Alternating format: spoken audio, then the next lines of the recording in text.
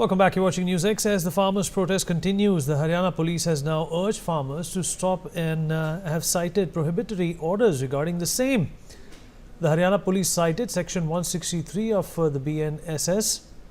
And Vipin Kumar Parmar, I beg your pardon, and Aditya Kumar, my colleagues, are joining us at this point in time to give us the latest of what's transpiring. Aditya, अगर आप मेरी बात सुन पा रहे हैं? जी आदित्य, क्या है अभी माहौल? क्या किसानों ने ये जो हिदायत दी गई है पुलिस द्वारा उसको संजीदगी से लिया है या नहीं? जी बताऊं आपको कि जिस तरीके से किसानों का जमावड़ा लगना शुरू हुआ था ग्रेटर नोएडा के 0 पॉइंट के पास में, नोएडा ग्रेटर नोएडा यमुना गाँव लगभग 300 गांव ऐसे हैं जिनके किसान आंदोलनरत हैं और वो सब जिद पे अड़े हुए हैं कि हम दिल्ली जाना है। लगातार वो पॉइंट बदल, जैसे पहले महामाया फ्लाईओवर के पास में उनको गिरफ्तार किया गया, फिर उसके बाद वो दलित प्रेरणा स्थल पे जाकर बैठे, वहां पर उनको गिरफ्तार किया गया। उसके बाद जो है उन्होंने 0 पॉइंट पे महापंचायत बुलाई थी, महापंचायत के दिन भी किसानों को गिरफ्तार किया गया। लेकिन उसके बाद से लगातार जो है किसानों की धरपकड़ जो है वो शुरू है। जैसे ही 10 लोग कहीं पे बैठते हैं तो उनको पुलिस जो है गिरफ्तार करने के लिए पहुंच रही है, क्योंकि धारा 163 लागू है। और किसी भी तरीके से, क्योंकि दिल्ली एक अभी ऐसा एक जगह बन चुका है जहां पर जो किसानों का जत्था है वो जाने को तैयार, कहीं उधर हरियाणा और पंजाब से भी किसान आने को तैयार, इधर पश्चिमी उत्तर प्रदेश के से जो किसान है वो भी जाने को तैयार, जिस वजह से दिल्ली बहुत ही हॉटस्पॉट बना हुआ है। और किसी भी तरीके से चाहे नोएडा पुलिस हो या दिल्ली पुलिस हो, वो नहीं चाहते कि किसानों का जमावड़ा जो है वो दिल्ली की तरफ जो है बढ़ करके आए। उत्तर प्रदेश की बात करें तो उत्तर प्रदेश के मामले में योगी आदित्यनाथ ने इस पूरे मामले का संज्ञान लिया हुआ है।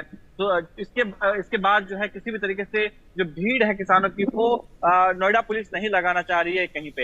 हालांकि रोकने की कोशिश लगातार की जा रही है कि जो किसानों का जत्था है वो कहीं पर एक जगह ना बैठे या किसी एक जगह पे बैठ करके किसी को किसी तरीके से बातचीत ऐसी ना हो जिससे वो किसान भड़के और आगे की तरफ बढ़े।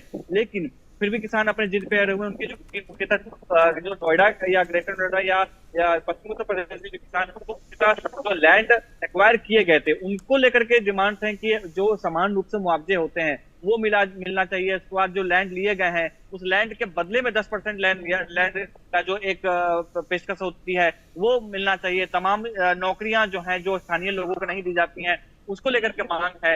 लेकिन प्रशासनिक व्यवस्था जैसे ग्रेटर नोएडा अथॉरिटी या यमुना अथॉरिटी या नोएडा अथॉरिटी, इन तीनों अथॉरिटी से किसानों ने बात किया था। उन्होंने कहा था कि हम आपको 1 हफ्ते का समय आप हमें दीजिए और 1 हफ्ते में हम आपको मुख्य सचिव जो उत्तर प्रदेश के उनसे हम आपके मिलवाएंगे और उनसे डिस्कस करेंगे। 1 हफ्ते तक उन्होंने कहा था कि महामाया फ्लाईओवर के पास में या दलित प्रेरणा स्थल में बैठेंगे और एक ही दिन में उनको पुलिस ने उठा दिया था। उसके बाद जो है 5 सदस्यीय टीम एक गठित की गई थी जो पूरे मसले को जांच करनी थी और 1 महीने में पूरे जांच का जो रिपोर्ट है वो शासन को देना है, उसके बाद आगे की कार्रवाई की जाए। लेकिन किसानों का मानना है, किसानों का ये कहना है कि इस तरीके के जो रिपोर्ट्स हैं वो लगातार पहले भी आते रहे हैं और पहले भी टीमें गठित की गई हैं, पहले भी ऐसी समितियां बनाई गई हैं जो इस पे जांच रिपोर्ट देती रही है। लेकिन कोई ठोस जो एक कार्रवाई होती है, ठोस आश्वासन होता है वो नहीं दिया गया है। नोएडा अथॉरिटी के जो किसान हैं, जो प्रभावित किसान हैं, उनके साथ में अलग तरीके का व्यवहार किया गया। जो ग्रेटर नोएडा के अथॉरिटी के जो किसान हैं उनके साथ में अलग तरीके का व्यवहार किया गया और जो यमुना अथॉरिटी के किसान हैं उनके साथ में अलग तरीके का व्यवहार किया गया।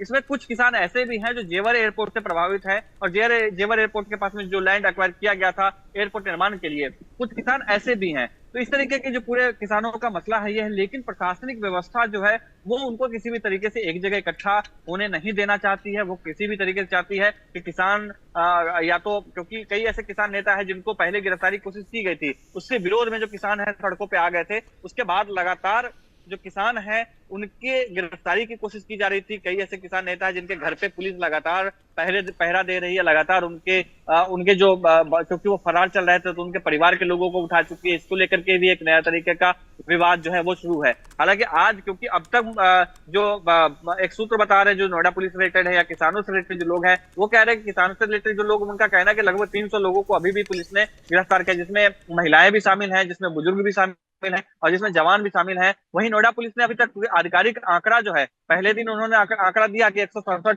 किसानों को उन्होंने गिरफ्तार किया है, लेकिन अभी तक का कोई आधिकारिक आंकड़ा जो है वो उन्होंने पेश नहीं किया कि कितने गिरफ्तारी हुई है। लेकिन किसानों का लगातार जो है ये एक कैंपेनिंग जो चल रहा है कि हम जेल भरो आंदोलन किस्म का एक उनका अभियान चल रहा है। हर दिन जो पिछले 3 दिनों से लगातार 100-150 के ग्रुप से वो सड़कों पे आ रहे हैं और पुलिस उनको गिरफ्तार करके ले जा रही है। आज भी वही हुआ, आज भी 100-150 किसान ऐसे आए थे जो क्योंकि पहले शुरुआत में जो उन्होंने मैसेज दिया था कि हम 0 पॉइंट पे आकर रुकेंगे, लेकिन किसान 0 पॉइंट पे नहीं रुके, वो परी चौक पे आकर के रुके, जो वहां से लगभग 5 किलोमीटर के डिस्टेंस पे है। तो पुलिस जो व्यवस्था थी वो 0 पॉइंट के पास में ज्यादा सख्ती बरती गई थी। वहां सीनियर अधिकारी मौजूद थे, खुद जो नोएडा की सीपी हैं लक्ष्मी सिंह वो वहां मौजूद थी, लेकिन वहां से किसानों को यहाँ लाया गया और किसान यहाँ से उन्होंने गिरफ्तारी दी। इसी तरीके से अगर हम दिल्ली सटे बॉर्डर की बात करें तो जितने भी जगह है सब पे पुलिस ने बैरिकेडिंग किए गए हैं और एक एक आदमी की जांच जो है वो की जा रही है, किस तरीके से कोई आदमी जा रहा है तो क्यों जा रहा है। जैसे अगर किसी भी गाड़ी पे